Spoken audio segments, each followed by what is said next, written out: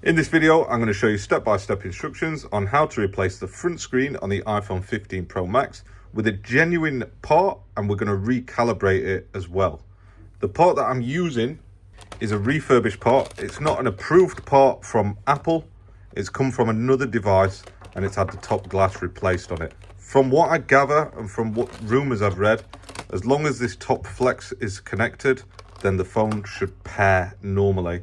Although that is subject to change, because I think that you will be able to pair them without that top flex in the very near future. To begin the repair, power down the device and then remove the 2 pentalobe screws from the bottom of the device.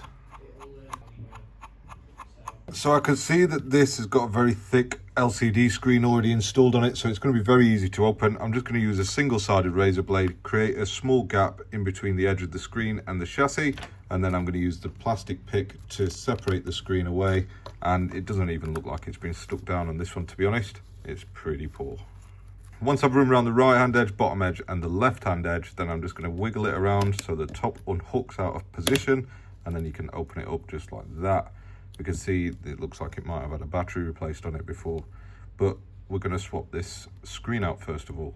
So now that we've got the phone open, I'm just going to pop a weighted object behind the screen to stop it from falling over while we're working on it. And then we've got 6 tri-wing screws that hold down the shield. Make sure that you organize these in the way that you've removed them, because they are slightly different sizes and different screws go in different places.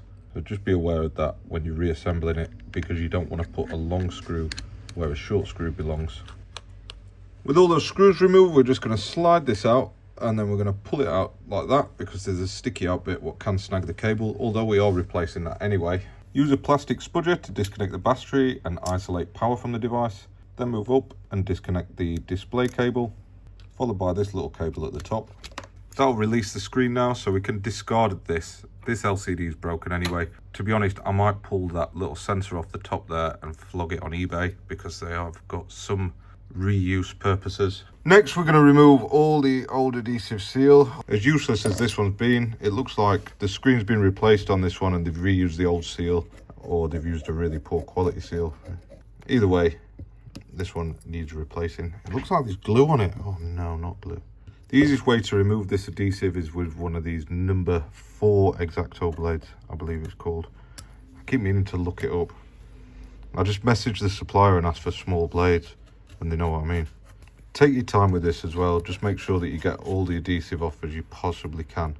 If you leave a little bit over, it's just uneven. The new seal doesn't stick right, and it's just generally not good.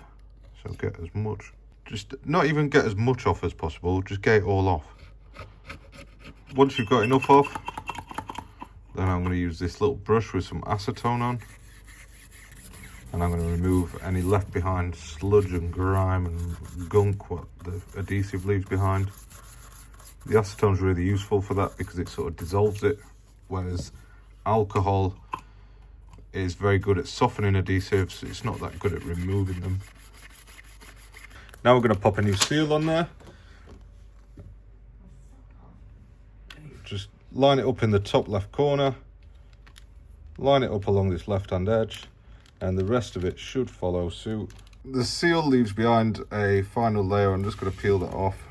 So as I was saying, this is a reconditioned iPhone 15 Pro Max screen. I had to really try hard to get this, and they aren't very common to get hold of these, so I'm not going to put a link in the description below, because like I say, they're very hard to get hold of. However, we're just going to plug in what we unplugged. So it was the screen connector, followed by the top flex cable, and then finally just the battery. I'm going to prop the weight behind the screen again, prop the screen up, and finally reinstall the shield over the top of everything. I can now re-secure the screws, making sure that each one goes back in the same place that I removed it from. And if you like repair videos just like this, make sure that you like the video and subscribe to the channel.